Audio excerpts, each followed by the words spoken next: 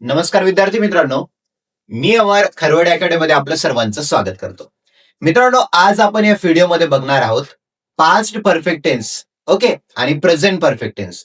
या दोन टेन्सचे जर वाक्य विचारले तुम्हाला तर याचं ऍक्टिव्हचं पॅसिव्ह व्हॉइस मध्ये कसं करायचं हे आपण आज या व्हिडिओच्या माध्यमातून डिटेलमध्ये बघणार आहोत. आता बघा मित्रांनो, प्रेझेंट अँड पास्ट परफेक्ट टेन्सचे एबी चे पीबी कसे करावे, ऍक्टिव्ह व्हॉइसचं पॅसिव्ह कशा पद्धतीने करायचं हे आपण बघणार आहोत. अगोदरच्या सेशन मध्ये तुम्ही बघितलं, सब्जेक्टिव्ह केस असेल त्या सब्जेक्टिव्ह केसचं ऑब्जेक्टिव्ह केस मध्ये कसं रूपांतर होतं हे तुम्ही बघितलेलं आहे. तर परत एकदा रिवाइज म्हणून बघा. जर ऍक्टिव्ह व्हॉइस मध्ये आय असेल तर पॅसिव्ह व्हॉइस करताना मी होतो. ओके, ही असेल तर हिचं हिम होतं. शी असेल ऍक्टिव्ह व्हॉइस मध्ये तर त्याचं हर होतं. यू असेल तर पॅसिव्ह व्हॉइस मध्ये त्याचं यू होतं. दे ऍक्टिव्ह व्हॉइस मध्ये असेल तर त्याचं देम होतं. आणि वी असेल तर त्याचं पॅसिव्ह व्हॉइस मध्ये अस होतं. इट असेल तर पॅसिव्ह व्हॉइस मध्ये इट होतं. जर नाव असेल एखादं तर नाव जशाला तसं राहतं. आणि हु असेल तर हुचं हुम मध्ये होतं. फॉटचं फॉट मध्ये होतं. आणि हुमचं हुमच जशाला तसंच राहतं. ओके, आता जाऊया मित्रांनो, प्रेझेंट परफेक्ट टेन्सचं ऍक्टिव्ह व्हॉइसचं पॅसिव्ह व्हॉइस कसं करायचं. परीक्षेमध्ये तुम्हाला प्रश्न विचारण्यात येईल, ऍक्टिव्ह व्हॉइसचं पॅसिव्ह व्हॉइस करा. वाक्य विचारला तर तुम्हाला महत्वाचं काम काय करायचंय, त्या वाक्याचा टेन्स कुठला आहे, त्या वाक्याचा टेन्स फाइंड आउट करायचा. मित्रांनो, जर त्या वाक्याचा टेन्स प्रेझेंट परफेक्ट टेन्स असेल तर त्याचं ऍक्टिव्हचं पॅसिव्ह व्हॉइस कसं करायचं हे आपण बघणार आहोत. सुरुवातीला थोडक्यात माहिती सांगतो. प्रेझेंट परफेक्ट टेन्स म्हणजे काय, तर it is used to express an action which has recently completed. बघा, it is used to express an action which has recently completed. Recently म्हणजे नुकतंच, कम्प्लिटेड म्हणजे पूर्ण झालेल्या आहेत. अशा क्रिया ज्या नुकत्याच पूर्ण झालेल्या आहेत त्याला तुम्ही प्रेझेंट परफेक्ट टेन्स बनवू शकता. साधारणतः 5 मिनिटापूर्वी आपला तास सुरू झालेला आहे. Our session has started. कुठला काळ झाला, present perfect tense. Okay, formula काय होतो बघा. प्रेझेंट परफेक्ट टेन्सचा subject plus have has plus V3 plus object. Formula बघा, subject plus have has plus V3 plus object. आता बघा मित्रांनो, ऍक्टिव्ह व्हॉइसचा तो फॉर्म्युला झाला. बऱ्याच विद्यार्थ्यांच्या मनात प्रश्न पडतो, सर हॅव कुठे घ्यायचा, हॅज कुठे घ्यायचा. चला स्क्रीनकडे बघा.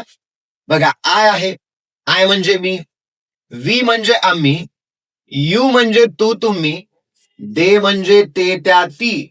तसेच आपल्याकडे जे प्लुरल नाउन असेल, प्लुरल नाउन अनेक वचनी नाउन काय काय असेल, चिल्ड्रन अनेक वचनी नाम आहे. चिल्ड्रनच्या ऐवजी मी पीपल घेईल, अनेक वचनी नाम आहे. मग जेव्हा कधी आय वी यू दे हे सगळे प्लुरल असतील तर त्यांच्या समोर हॅव घ्यायचा, त्यांच्या समोर हॅवचा वापर करायचा. आता बऱ्याच विद्यार्थ्यांच्या मनात प्रश्न पडतो, सर आयचा अर्थ मी होतो. आयचा अर्थ मी होतो, पण रूलच असा आहे आयच्या समोर हॅवच घ्यायचं, म्हणून आयच्या समोर हॅव. दुसरा एक प्रश्न पडतो विद्यार्थ्यांच्या मनात की बाबा यूचा अर्थ तू व्हायलाय, यूचा अर्थ तू पण व्हायलाय, तुम्ही पण व्हायलाय. मग सर तू असलं तर काय घ्यायचं, तर बघा यूचा अर्थ तू जरी असला तरी त्याच्या समोर हॅव घ्यायचं, आणि यूचा अर्थ तुम्ही जरी असला तरी त्याच्या समोर हॅवच घ्यायचं. मग पहिला प्रश्न clear. I we you they किंवा प्लुरल नाउन असेल त्यांच्या समोर हॅव घ्या. आता हॅज कुठं घ्यायचा मला सांगा. ही म्हणजे तो, शी म्हणजे ती, इट म्हणजे ते.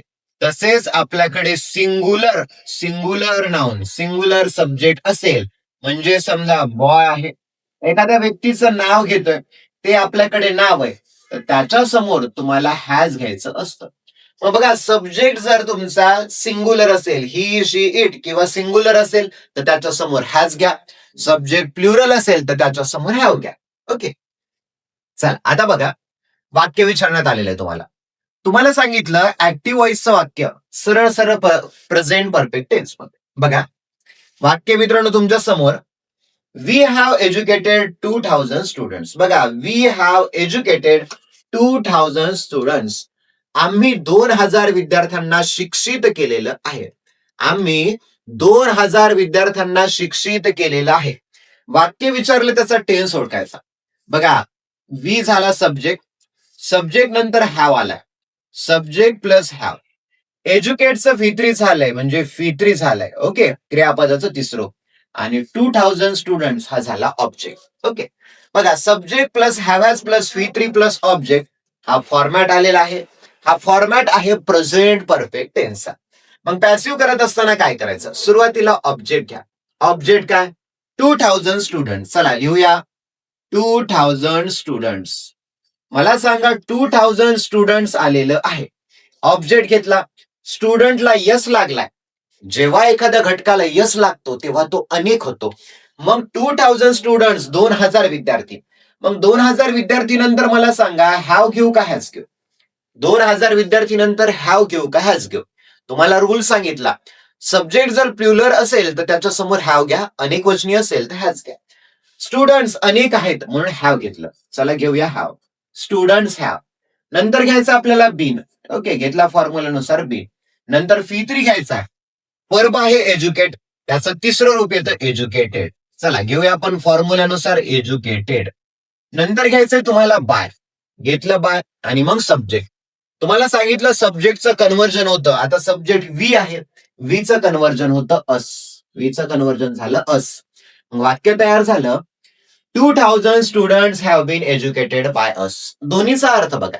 ऍक्टिव्ह वॉइस म्हणतो करता क्रिया करायला, पॅसिव्ह वॉइस म्हणतो कर्माकडून क्रिया व्हायली. आता बघा इकडे करता काय क्रियाला, वी हॅव एज्युकेटेड 2000 स्टुडंट्स. आम्ही 2000 विद्यार्थ्यांना शिक्षित केलेलं आहे.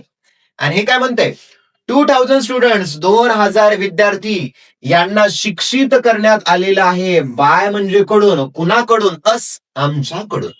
मग एक ट्रिक लक्षात ठेवायची, प्रेझेंट परफेक्टचं वाक्य जेव्हा जेव्हा येईल तेव्हा त्याच्या समोर बीन हे नेहमीच वापरावं लागतं. बीन नेहमीच वापरावं लागतं. V3 तर माहिती आहे तुम्हाला, पॅसिव्ह वॉइस करत असताना नेहमी क्रियापदाचं तिसरं रूप येतं. ओके, चला पुढचा प्रश्न बघा. पुढचा प्रश्न आहे, आय हॅव सम सॉंग्स. वाक्य आलं, वाक्याचा टेन्स ओळखा. चला टेन्स बघा. सब्जेक्ट झाला आय, सब्जेक्ट नंतर हॅव आलेला आहे. नंतर बघा संग, क्रियापदाचं तिसरं रूप आलेलं आहे. ऑब्जेक्ट काय झाला, अ सॉंग हा ऑब्जेक्ट आलेला आहे. चला आता ऑब्जेक्ट घेऊया आपण. घेवा अ सॉंग. अ सॉंग चला घेतलं. अ सॉंग तुम्हाला सांगतो ए किंवा ॲन केव्हा वापरतात, जेव्हा कधी एखादी व्यक्ती किंवा एखादी वस्तू एक असेल. जेव्हा कधी एखादी व्यक्ती किंवा एखादी वस्तू एक असेल हे सांगायचंय तेव्हा त्याच्या समोर तुम्हाला अ किंवा ॲनचा वापर करावा लागतो. मग अ सॉंगचा अर्थ होतो एक गाणं. अ सॉंग म्हणजे काय, एक गाणं. ओके, मग अ सॉंग घातलंय. मग अ सॉंग नंतर मला सांगा हॅव का हॅज घेऊ. बघा जर एक असेल तर त्याच्या समोर हॅज घ्यायचा, अनेक वचनी असेल तर हॅव घ्या. इथे अ सॉंग म्हणजे एक आहे म्हणून आपण घेऊया फॉर्म्युल्यानुसार घेऊया आपण हॅज. अ सॉंग हॅज घेतलं. नंतर तिसरं काय तर बीन घ्यायचं. घेतलं आपण been. A song has been. नंतर वर्ब 3 क्रियापदाचं तिसरं रूप बघा. क्रियापदाचं तिसरं मित्रांनो, सिंग हे पहिलं रूप आहे. सिंगचं दुसरं रूप येतं सॅंग आणि तिसरं रूप येतं संग. ओके, इथे बघा V1 V2 V3 कितवं घ्यायचंय, तिसरं रूप घ्यायचंय म्हणून इथे घेऊया आपण संग. ओके, घेतलं संग. ओके, नंतर घ्यायचंय बाय. चला बाय घेतलं. नंतर सब्जेक्ट कन्व्हर्जन. मला सांगा आयचं कन्व्हर्जन काय होतं, मी कन्व्हर्जन होतं. चला वाक्य बघा काय म्हणतो, आय हॅव संग अ सॉंग. मी गाणं गायलेलं आहे. आणि काय म्हणते, अ सॉंग हॅज बीन संग. गाणं गायण्यात आलेलं आहे. बाय म्हणजे कडून, कुणाकडून, मी माझ्याकडून गायण्यात आलेलं आहे. ओके, चला पुढे बघा. He has park the jeep in our house. He has park the jeep in our house. त्याने आमच्या घरामध्ये जीप पार्क केलेली आहे. चला बघा सब्जेक्ट कोणता आहे, ही झाला. सब्जेक्ट नंतर काय आले, हॅज आले. पार्कला तिसरं रूप लागलेलं आहे म्हणजे झालाय वर्ब 3. ऑब्जेक्ट काय काय पार्क केले, जीप, एवढंच. ओके, चला फॉर्म्युला घ्या. पॅसिव्ह वॉइस करायचे, ऑब्जेक्ट घ्या. चला मी घेतो द जीप. द जीप घेतलेलं आहे. मला सांगा द जीप म्हणजे किती जीप, एक जीप. एक असेल तर हॅव का हॅज घेऊ. चला हॅज घेऊया. The jeep has. हॅज नंतर काय घ्यायचं, been. The jeep has been. नंतर V3 पार्कचं V3 park. The jeep has been park, आहे का नाही. The jeep has been park. नंतर उरलेला पार्ट घ्या कुठे, in our house. The jeep has been park in our house. नंतर घ्यायचा बाय. बाय आणि मग हिचं कन्व्हर्जन काय होतं, हिम कन्व्हर्जन होतं. अर्थ बघा आता, he has park the jeep in our house. त्याने आमच्या घरामध्ये जीप पार्क केलेली आहे. आणि काय म्हणते, जीप पार्क करण्यात आलेली आहे आमच्या घरामध्ये. कुणाकडून? त्याच्याकडून. ओके, झालं वाक्य. चला पुढे बघा आता, they have published story books in the program. बघा, दे हॅव पब्लिश्ड, त्यांनी पब्लिश केलेलं आहे, सादरीकरण केलेलं आहे किंवा प्रकाशित केलेलं आहे. काय? Story books in the program, कार्यक्रमामध्ये. चला ओळखा, सब्जेक्ट कोण आहे आपल्याकडे? दे. सब्जेक्ट नंतर काय आलंय? हॅव आलेला आहे. क्रियापदाचं तिसरं रूप काय झालंय? पब्लिश्ड झालेलं आहे. आणि मला सांगा, काय पब्लिश केलंय? ऑब्जेक्ट काय? तर स्टोरी बुक्स हा ऑब्जेक्ट. बाकी इतर पार्ट बघा, ऍक्टिव्ह व्हॉइसच्या फॉर्म्युल्यात बसतो का? Subject plus have has plus V3 plus object बसलाय. पॅसिव्ह व्हॉइस बनवा. चला घ्या ऑब्जेक्ट. ऑब्जेक्ट काय? Story books. चला लिहितो मी स्टोरी बुक्स. मला सांगा, स्टोरी बुक्स, बुकला यस सफिक्स लागलाय. यस लागला की एक झालं का अनेक? अनेक. स्टोरी बुक्स नंतर सांगा हॅव का हॅज घेऊ? अनेक असेल तर हॅव घ्यायचं. चला घेतलं हॅव. नंतर फॉर्म्युला म्हणतो बीन घ्या. घेतलं बीन. नंतर V3 publish V3 published. Okay, publish तिसरं रूप झालं पब्लिश. Okay, publish. उरलेला पार्ट काय? In the program. In the program. Okay, in the program. चला घेतलं इन द प्रोग्राम. नंतर घेऊया बाय. आणि देचं काय येईल? देम. देचं कन्व्हर्जन होईल देम. ओके, बघा, story books have been publish. स्टोरीचं पुस्तक प्रकाशित करण्यात आलेलं आहे प्रोग्राममध्ये. कुणाकडून? त्यांच्याकडून. ओके, आता क्वेश्चन बघूया मित्रांनो. परीक्षेमध्ये विचारण्यात आलेली PYQ प्रश्न बघूया. चला सांगा fast. They have completed the project. They have completed the project. त्यांनी प्रोजेक्ट पूर्ण केलेला आहे, कम्प्लीट केलेला आहे. चला सांगा फास्ट, कुठला आहे? बघा, पहिल्यांदा काय म्हणलं? वाक्य विचारलं, त्याचा टेन्स ओळखा. आता टेन्स बघा इथे. सब्जेक्ट झाला दे. सब्जेक्ट नंतर आपल्याला आलेला आहे हॅव. नंतर V3 बघा, कम्प्लिटेड आहे. ओके, आणि नंतर आहे object. Subject plus have has plus V3 plus object. Okay, आता पॅसिव्ह व्हॉइसचा फॉर्म्युला काय म्हणलं तुम्हाला? ऑब्जेक्ट घ्या.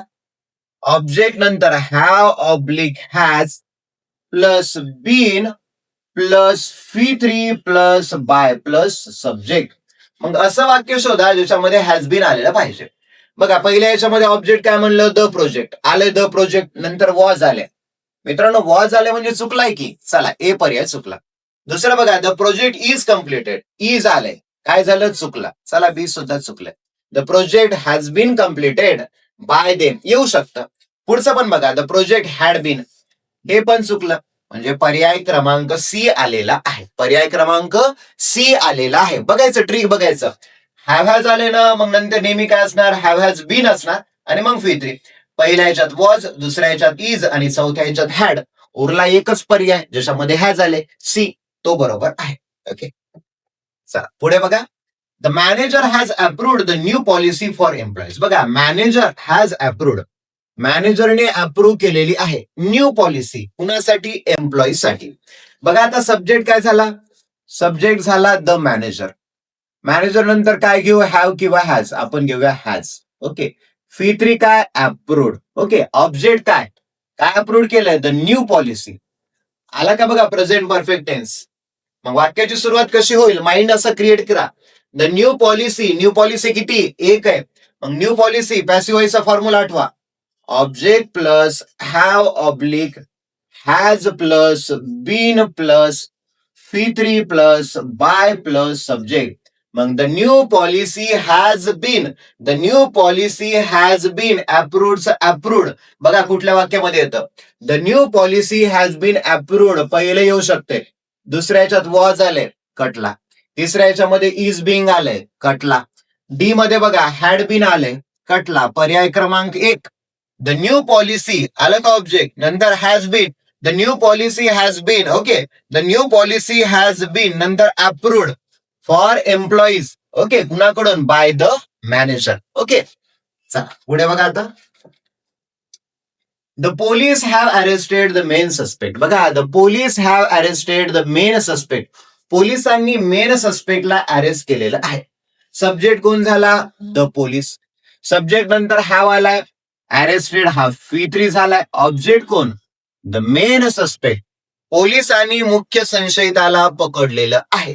ओके, आता बघा वाक्य आहे प्रेझेंट परफेक्टचं. पॅसिव्ह करायचे, टेन्स कळाला तुम्हाला. प्रेझेंट परफेक्ट, प्रेझेंट परफेक्टचा पॅसिव्हचा formula object plus have oblique has plus been plus V3 plus by plus subject हा फॉर्म्युला येतो.